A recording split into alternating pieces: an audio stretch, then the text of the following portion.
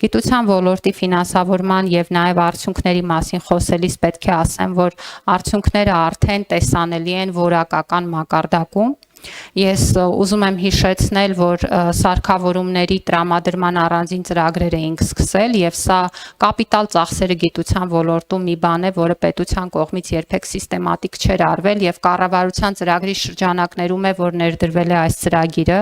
Կառավարության ծրագրի շրջանակներում է, որ ներդրվել են ամենատարբեր դրամաշնորհային ծրագրերը երիտասարդ գիտնականների, կին գիտնականների տարբեր ուղղություններով աշխատանքների համար։ Մենք այսօր տեսնում ենք արդյունքները, որ մեր գիտության մրցունակության աճի տեսքով է առաջին հերթին։ Բոլորովին վերջերս վարչապետի հետ Երևանի պետական համալսարանում էինք, միայն Երևանի պետական համալսարանում շուրջ 3 միլիարդ դրամի ներդրում է արել պետությունը։ Մենք ստեղծել ենք այնպիսի լաբորատորիաներ, որտեղ կարող են արվել ամենաարդիական հետազոտությունները։ Դրանք հետազոտություններ են, որտեղ նախկինում մեր հետազոտողները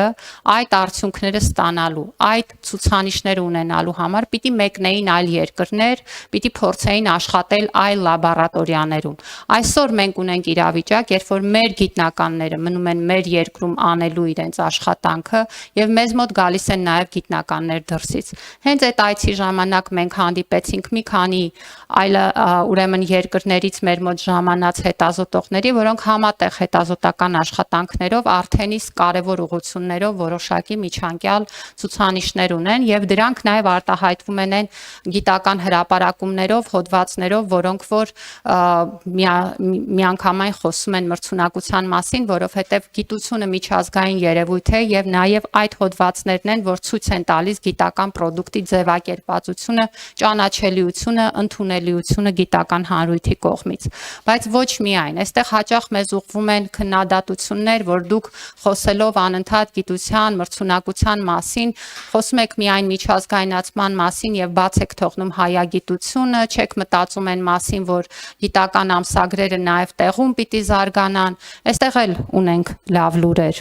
Մենք նախորդ տարի նոր ծրագիր էինք սկսել, որը ուղղված էր նրան, որ մենք խրախուսենք եւ աջակցենք մեր հետազոտողներին հոդվածներ ու հրապարակումներ ունենալու, այդ թվում թարգմանություններին աջակցության, ինչպես նաեւ մենք մեր տարբեր կազմակերպությունների, որոնք ունեին այդ պոտենցիալը, խրախուսում էինք, որ իրենք ունենային միջազգային մակարդակի մրցունակ ամսագրեր, որոնք կգրանցեին այդ միջազգային գիտատեղեկատվական շտեմարաններում։ Պիտի բոլորիս հայտնեմ այդ ուրախ լուրերը, որոնք եթե դեռ չեք հասցրել տեսնել, Երևանի պետական համալսարանը արդեն իսկ կարողացել է գրանցել նման ամսագիր միջազգային գիտատեղեկատվական շտեմարանում, այս ճանապարհին է նաև Մատենադարանը եւ օրերս ունեցանք նաև Ցեղասպանության ինստիտուտ թանգարանի կողմից միջազգային գիտատեղեկատվական շտեմարանում գրանցված հերթական ամսագիրը եւ սա նշանակում է, որ մրցունակությունը ոչ թե սահմաններ է դնում հայագիտության եւ ընդհանրապես գիտության զարգացման համար Հայաստանում, այլ հակառակը ընդլայնում է սահմանները եւ ճանապարհ է բացում։ Չմոռանաք հավանել տեսանյութը եւ բաժանորդագրվել Civic AM-ի YouTube-յան էջին։